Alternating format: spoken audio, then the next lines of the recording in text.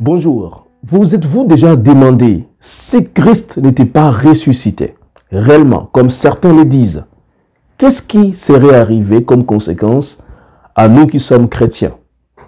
Cette question, elle est fondamentale. Elle repositionne les débats autour de la résurrection du Christ. Beaucoup de gens ne croient pas à la résurrection du Christ, notamment dans les milieux intellectuels, parce que pour eux, c'est une supercherie. C'est une fraude intellectuelle inimaginable. Et pourtant, nous savons que Christ est réellement ressuscité. Or, ce débat sur la résurrection du Christ ne remonte pas à aujourd'hui. Depuis les temps anciens, depuis l'époque de l'apôtre Paul, les gens continuent à s'interroger si réellement Christ est ressuscité. Imaginons si Christ n'était pas ressuscité. Quelles en seraient les conséquences pour vous et surtout pour ceux qui se disent chrétiens dans le monde entier? Voilà les sujets que je vais traiter dans le cadre du séminaire spécial sur la Pâque. Merci infiniment de nous rejoindre au Centre évangélique Complétude. Nous sommes honorés par votre présence. Merci. Si c'est pour la première fois que vous êtes là, oh combien nous sommes joyeux de vous connaître. Nous vous demandons simplement de vous abonner à la page Facebook de Complétude, à nous laisser un commentaire si cela vous plaît bien. Et nous allons tenter, si jamais il y a une question, de répondre le plus rapidement possible. Merci infiniment de partager ces lives. Je suis convaincu que ça va être une réelle bénédiction pour vous. Alors nous allons pouvoir nous tourner vers 1 Corinthiens chapitre 15. Nous lirons du 12e verset jusqu'au 19e verset. Ce chapitre est fondamental parce que l'apôtre Paul, entre autres, il traite de la question de la résurrection et surtout, il répond à la question si Christ n'était pas ressuscité. Il suppose, il dit, écoutez, je sais que certains d'entre vous n'y croient pas. Mais imaginons si Christ n'était pas ressuscité, quelles en seraient les conséquences? Je vous propose donc qu'on lise ensemble ces textes. Ensuite, nous allons effectivement nous aussi nous demander si Christ n'était pas ressuscité. Je vais vous présenter notamment 7 conséquences terribles qui nous seraient arrivées. Mais comme vous et moi, nous savons pertinemment que Christ est ressuscité, nous inverserons ces conséquences et vous allez voir combien c'est puissant ce que vous allez apprendre. Alors lisons ensemble 1 Corinthiens chapitre 15, du 12e verset jusqu'au 19e verset. Il est écrit, « Or, si l'on prêche que Christ est ressuscité des morts, comment quelques-uns parmi vous disent-ils qu'il n'y a pas de résurrection des morts?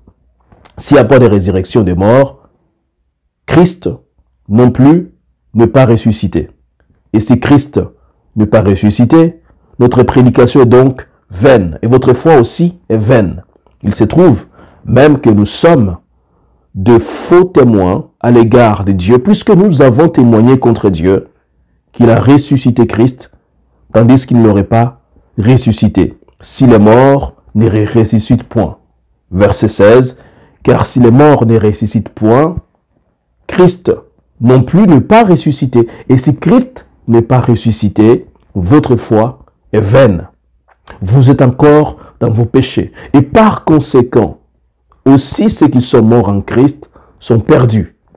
Si c'est dans cette vie seulement que nous espérons en Christ, nous sommes le plus malheureux de tous les hommes. Si c'est dans cette vie seulement que nous espérons en Christ, nous sommes le plus malheureux de tous les hommes. Waouh!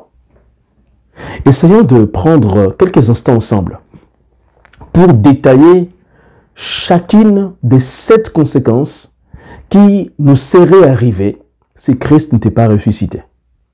Première conséquence, dit Paul, au verset que nous avons lu tout à l'heure, c'est-à-dire le verset 14, si Christ n'est pas ressuscité, notre prédication est donc vaine. Notre prédication est sans aucun résultat et sans impact. Notre prédication est inutile. Ou vous imaginez? C'est-à-dire que tout le message que les gens prêchent, dimanche après dimanche, mercredi pour certains, vendredi pour d'autres, ou encore lundi pour d'autres encore, tous ces messages que les gens prêchent sur Christ, sur sa personne, sur son œuvre, tous ces messages seraient vides de sens, inutiles, néants, sans aucun impact. Vous vous imaginez?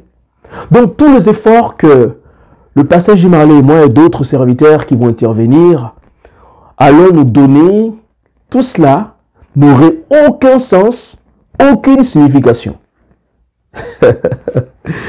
Eh bien, ce serait grave, n'est-ce pas? si Christ n'était pas ressuscité.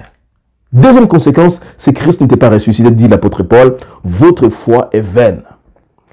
Cela veut dire que tout ce dans quoi vous avez cru jusque-là, le miracle de Christ, sa résurrection, les témoins de la résurrection, tout ce que les apôtres ont proclamé, ont dit, tous les textes bibliques que nous avons, dont nous disposons, et dans lesquels nous fondons notre foi, ça aurait été absolument vain. Notre confiance donc en Jésus serait une confiance vraiment inutile. La foi n'aurait aucun sens. Donc tout ce que nous proclamons jour après jour en disant « Croyez en Dieu, ayez la foi en Jésus », ça n'aurait aucune importance si Christ n'était pas ressuscité. Vous imaginez? Troisième conséquence, si Christ n'était pas ressuscité, dit l'apôtre Paul, verset 14, et verset 15, il dit « Il se trouve même que nous serions des faux témoins à l'égard de Dieu. » Tous les miracles que nous attribuons à Jésus sur base de sa résurrection seraient des faux miracles. Toutes les guérisons que les gens ont, donc, parce que Christ les a guéris, seraient des fausses guérisons. Tout ce que nous proclamons que Christ est ressuscité, que Christ va revenir, ça n'aurait aucun sens. Vous imaginez? On serait des faux témoins, des malfaiteurs, des manipulateurs, si Christ n'était pas ressuscité. Quatrième conséquence, si Christ n'était pas ressuscité, écoutez, il n'y aurait aucun espoir de résurrection. Il n'y aurait aucun espoir de résurrection. Voici ce que Paul dit à ce sujet. Il dit, par conséquent, si Christ n'est pas ressuscité, ceux qui sont morts en Christ sont perdus. Donc, les millions de personnes qui sont mortes durant la Covid, dont des chrétiens, dont tous ces chrétiens qui ont été arrachés à leur famille si précieuse et qui sont morts, tous ces chrétiens seraient morts en vain. Parce qu'ils seraient perdus à tout jamais. Aucun espoir de les retrouver. Aucun espoir un jour de passer des moments agréables dans la présence de Jésus. Il n'y aurait aucun espoir. Donc ces gens seraient morts et perdus à tout jamais si Christ n'était pas ressuscité. Est-ce que vous vous imaginez ce que ça serait vraiment? Paul dit, si Christ n'est pas ressuscité, verset 18, 1 Corinthiens 15, 18, et par conséquent, ceux qui sont morts en Christ sont perdus.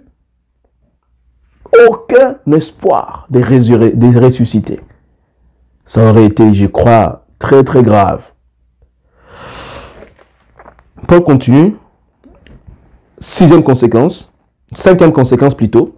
Il dit au verset 17, si Christ n'était pas ressuscité, nous serions encore dans nos péchés. Verset 17, je vous lis littéralement, et si Christ n'est pas ressuscité, votre foi est vaine, vous êtes encore dans vos péchés. C'est-à-dire que on s'est dit, voilà, j'ai été libéré du péché. Les péchés qui signifient rébellion, le péché qui signifie manquer de but, le péché qui signifie désobéissance, le péché qui signifie manquement aux obligations de Dieu, le péché qui signifie égarement, le péché qui signifie esclavage. Tout ça, ce sont les définitions du péché. Donc, on serait encore des esclaves du péché. Nous serions perdus à tout jamais. Nous manquerions encore le but. Si Christ n'est pas ressuscité, on serait encore esclaves de nos chaînes, de nos envies. Si Christ n'était pas ressuscité, on serait donc encore dans nos péchés. Donc tout ce que nous disons au quotidien, que Dieu nous a transformés, nous a changés, ce serait du mensonge, ce serait du canular, de l'escroquerie spirituelle. Sixième conséquence, si Christ n'était pas ressuscité, dit Paul, au verset 19, il n'y aurait plus d'espérance. Il n'y aurait plus d'espérance d'un monde meilleur. Parce qu'il dit au verset 19, si c'est dans cette vie seulement que nous espérons en Christ, Donc, on serait comme les gens du monde. Donc, on aurait cru seulement que, voilà, la vie commence ici, quand on est, et puis après, quand on meurt, voilà, ça s'arrête là. Il n'y aurait plus d'espérance que Christ reviendrait. Il n'y aurait plus d'espérance que nous serions traduits en justice devant le tribunal du Christ, non pas pour être condamnés, mais pour être récompensés. Il n'y aurait plus d'espérance que nous serions enlevés avec Jésus et aller directement au ciel et siéger avec lui sur le trône. Il n'y aurait plus d'espérance que nous dirigerions un jour des pans entiers du royaume. Il n'y aurait plus d'espérance que Christ est réellement allé au ciel, nous préparer des demeures.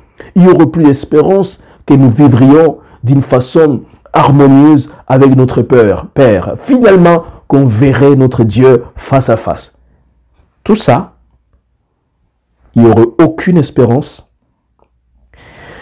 Pour terminer, l'apôtre Paul dit, si Christ n'est pas ressuscité, verset 19, nous serions le plus malheureux de tous les hommes. Donc, si Christ n'était pas ressuscité, nous serions des hommes terriblement malheureux. Des hommes à plaindre. Des hommes perdus à tout jamais. Si Christ n'était pas ressuscité. Maintenant, que dit Paul? Verset 20. Même maintenant, Christ est ressuscité des morts. Il est le prémisse de ceux qui sont morts. Ah! Alors, comme on sait pertinemment que Christ est ressuscité, et qu'il dit lui-même Christ, lorsque vous lisez toujours 1 Corinthiens, chapitre 15, à partir du verset 4, Christ, il est ressuscité. Il a été enseveli plutôt. Il est ressuscité le troisième jour selon les Écritures. Et qu'il est apparu à Céphas, puis aux 12, donc aux 2 apôtres. Ensuite, il est apparu à plus de 500 frères à la fois, dont la plupart sont encore vivants et dont quelques-uns sont morts. Ensuite, il est apparu à Jacques, puis à tous les apôtres. Après et tous, il m'est aussi apparu, dit Paul, à moi comme à l'avorton. Les témoins de la résurrection sont là. Et Paul dit, Christ, mes amis, il est réellement ressuscité. Maintenant, c'est quoi les conséquences? Inversons les 7 conséquences dont on a parlé tout à l'heure. Parce que Christ est ressuscité, notre prédication n'est plus vaine, mais c'est une prédication qui a un impact. C'est une prédication qui est importante. C'est une prédication qui est essentielle. C'est-à-dire que tout ce que nous avons eu à prêcher dimanche après dimanche, et dans différents moments, et tout ce que les gens vont dire durant toute cette semaine pour parler du privilège d'être en Christ, mes amis, c'est important, c'est crucial. Votre développement spirituel, votre croissance en dépend largement. Notre prédication est importante parce que Christ est ressuscité. Deuxième conséquence, parce que Christ est ressuscité, notre foi n'est plus vaine. Notre foi est une foi vivante. C'est grâce à cette foi que vous pouvez vivre, vous pouvez espérer, vous pouvez croître, vous pouvez vous développer. Écoutez, la foi, il ne s'agit pas de croire à des dogmes. À des dogmes plutôt, voulais-je dire. La foi dont je parle ici, c'est plutôt l'objet de la foi, ou plutôt le sujet de la foi. Et le sujet de la foi, c'est Christ. Ce qui donne du sens à notre foi, ce n'est pas la croyance à des dogmes, mais c'est la croyance en la résurrection de Jésus comme étant le Fils de Dieu, déclaré Fils de Dieu par la puissance du Saint-Esprit, nous dit Romains chapitre 1. Parce que Christ est ressuscité, troisième conséquence, mes amis, nous ne sommes plus des faux témoins, nous sommes des vrais témoins, car nous avons vécu des choses avec Dieu. Il nous a transformés, il nous a guéris, il nous a changés, il a fait de nous de nouvelles créatures. Combien nous sommes heureux, honorés d'être appelés enfants de Dieu parce que Christ est ressuscité. Quatrième conséquence, parce que Christ est ressuscité, nous avons l'espoir de retrouver ceux qui sont décédés. Nous avons l'espérance un jour de croiser ceux qui sont décédés, de croire que ceux qui sont morts ne sont pas morts en vain. Non, ils ne sont pas perdus à tout jamais. Non, nous les verrons un jour, car Christ est ressuscité. À ta place, je devrais acclamer, dire Amen et Amen, parce que Christ est ressuscité. C'est notre Pâques, dit l'apôtre Paul dans 2 Corinthiens Cinquième conséquence, parce que Christ est ressuscité, nous ne sommes plus dans nos péchés. Non, nous avons été libérés de nos péchés. Nous avons été déclarés désormais libres, non coupables, justifiés, déclarés innocents. Oh, j'ai apprécié hier d'écouter avec pertinence l'enseignement du pasteur Jim Marley sur justement la justice redistributive, la justice rectorale, toutes sortes de justices. Je vous invite à réécouter ces messages, combien c'est chargé d'onction. Et parce que Christ est ressuscité, nous ne sommes plus dans nos péchés. Non, le péché, il est vaincu à tout jamais. Le péché ne peut plus vous dominer. Le péché ne peut plus vous tenir sous son emprise. Non, parce que Christ en vous, c'est l'espérance de la gloire. Sixième conséquence, parce que Christ est ressuscité, nous avons une espérance vivante. Nous espérons que Christ reviendra. Il va nous enlever. Il va nous transporter dans les airs. Nous allons régner avec lui pour l'éternité. Nous allons être récompensés selon ce que nous avons investi dans les royaumes. Chacun aura sa part et gouvernera. Certains gouverneront même des villes entières parce que Christ est ressuscité. Nous serons récompensés. Quelle merveilleuse nouvelle, mes amis! Parce que Christ est ressuscité, septième conséquence, nous sommes le plus heureux de tous les hommes. Alléluia. Nous sommes heureux de tous les hommes. Le plus heureux de tous les hommes. Et ce bonheur n'a rien à voir avec les sexes, n'a rien à voir avec l'argent, n'a rien à voir avec les titres, n'a rien à voir avec les récompenses que les hommes peuvent nous donner, n'a rien à voir avec le travail, n'a rien à voir avec le matériel. Ce bonheur n'a rien à voir avec ce que vous avez fait ou ce que vous n'avez pas fait. Non, ce bonheur dépend de la résurrection de Christ qui est sans l'ombre d'un doute le fondement de notre message. Je suis dans la joie de proclamer que Christ est ressuscité. Il est notre Pâque. Voilà pourquoi vous n'avez rien à craindre parce que celui qui vient à vous est plus fort, plus puissant, plus merveilleux que celui qui vit dans le monde. Combien je suis honoré d'être appelé serviteur de Dieu. Combien je suis honoré d'être appelé enfant de Dieu. Parce que cet honneur n'est pas lié au fait que je sois né dans une telle famille. N'a rien à voir. Non, je suis enfant de Dieu. Roi. Je suis prince de Dieu. Vous vous imaginez ces privilèges. Tout ça parce que Christ est ressuscité. Je suis heureux de vous avoir prêché ces messages. Parce qu'il faut revenir sur les fondamentaux de la foi chrétienne. Il faut reprêcher sur la résurrection de Christ. Sans la résurrection de Christ, il n'y a pas d'espérance. Sans la résurrection de Christ, il n'y a pas d'enlèvement. Sans la résurrection de Christ, il n'y a plus de jugement. Sans la résurrection de Christ, il n'y a aucune espérance d'être enlevé. Mais parce que Christ est ressuscité, tout est rendu possible. Voilà pourquoi Paul dira plus tard, en parlant de la résurrection de Christ, que même les derniers ennemis, la mort, a été vaincue. Mort, où est ton aiguillon? Christ, mes amis, il est ressuscité. Bien plus que cela, il est celui qui nous a donné le sens, un sens à notre vie. Que le Seigneur vous bénisse abondamment. Dans cette semaine sur Kaya Ministries, vous allez découvrir un article incroyablement intéressant. Il va porter sur les circonstances dans lesquelles Jésus a été arrêté. Mais en attendant, allez lire déjà celui que j'ai écrit. Pourquoi Christ a-t-il chassé le marchand du temple? 6 raisons que vous allez découvrir dans cet article. Je n'en vois pas beaucoup écrit avec une telle pertinence. Que le Seigneur vous bénisse. Alors on se dit à très bientôt. Ciao.